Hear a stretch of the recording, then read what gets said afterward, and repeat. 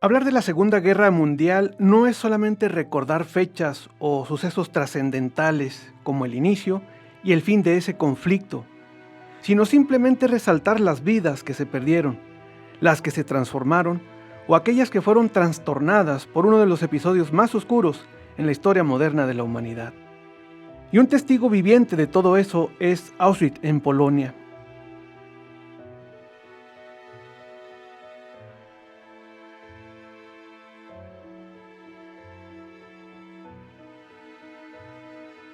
A pesar de que han transcurrido 80 años desde que ese campo de concentración fue liberado por el ejército soviético, todavía es posible respirar el miedo, sobre todo sentir el dolor y la angustia de millones de personas que allí vivieron sus últimos instantes de vida.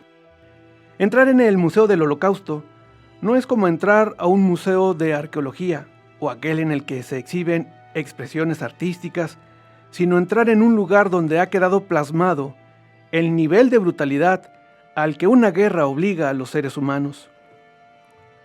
El sitio en el que se debería de contemplar una pintura de algún artista de renombre es ocupado por el trozo de cabello de una persona asesinada.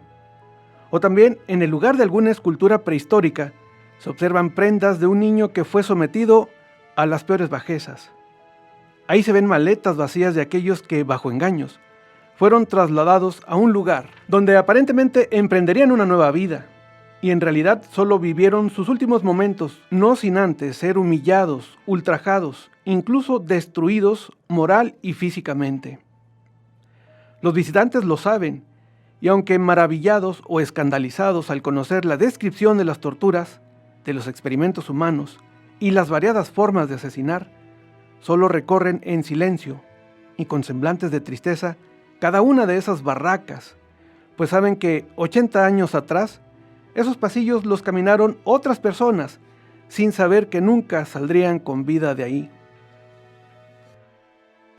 Un refrán alemán de la época decía que en Auschwitz se entra por la puerta, pero se sale por la chimenea. Literalmente así fue.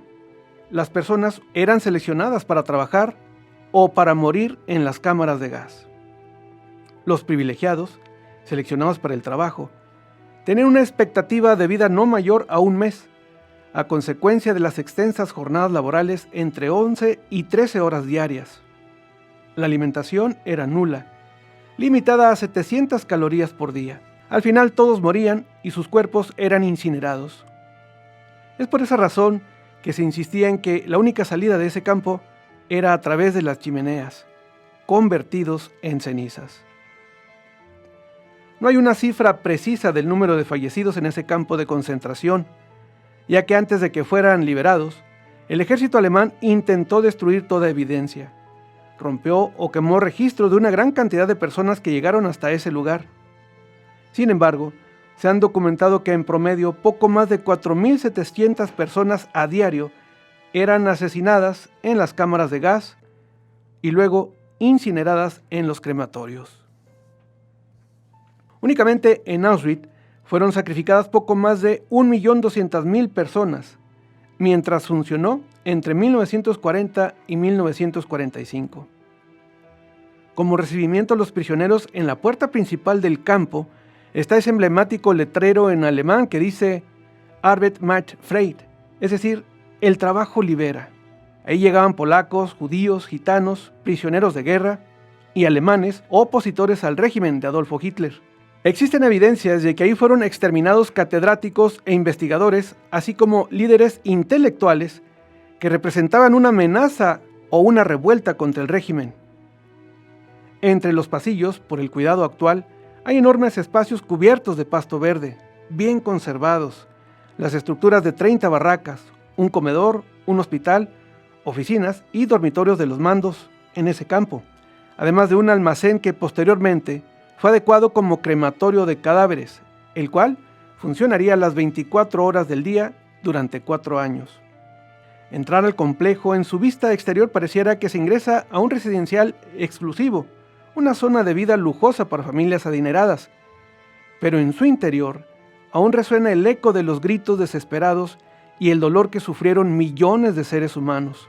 En todos los salones de cada barraca hay vestigios de la manera en que operaba el campo de concentración. Se resguarda el mobiliario de las oficinas de los oficiales, incluyendo una sala de juicios, así como las camas o literas en que dormían los prisioneros. En los baños se conservan las letrinas que evidencian la falta de higiene. No había divisiones, el drenaje era deficiente y con frecuentes desbordes, obligando a las personas a respirar los olores, no se les ofrecía papel higiénico y la gente hacía sus necesidades en un auténtico foco de infección. Prevalece la cerca con alambre de púas electrificada, en la cual muchas personas murieron en su intento por escapar, u otras que, desesperadas por el sufrimiento, se suicidaban aprovechando para electrocutarse.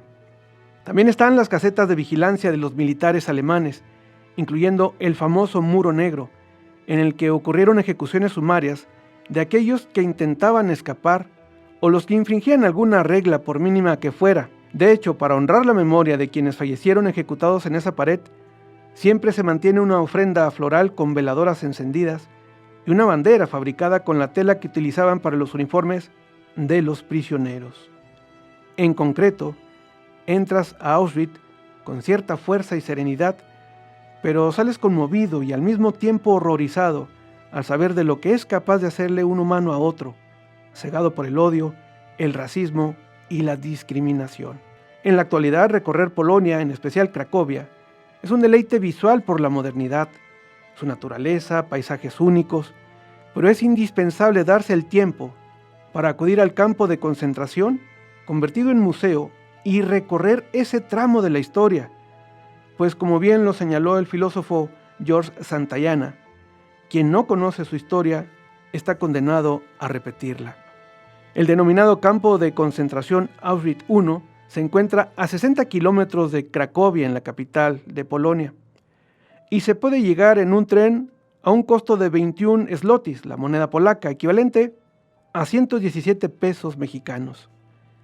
Ese costo cubre la asistencia al campo de concentración número 2, denominado Birkenau, el cual se encuentra a escasos 3 kilómetros.